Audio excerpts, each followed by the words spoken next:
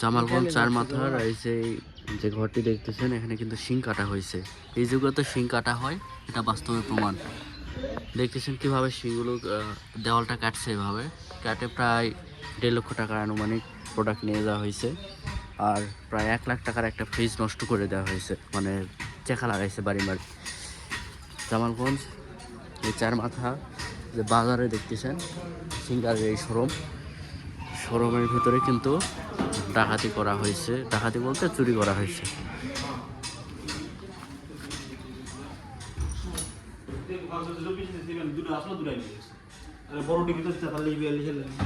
যে পাশে এই ফ্রিজটাকে নষ্ট করা হয়েছে, এই যে বাড়ি মারছে।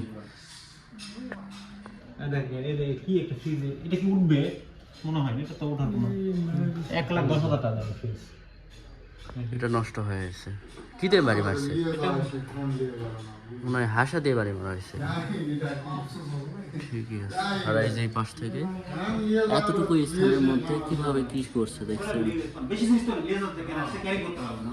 বেশি না, দুইজন লোক আসে, আর দুইজনে যতগুলো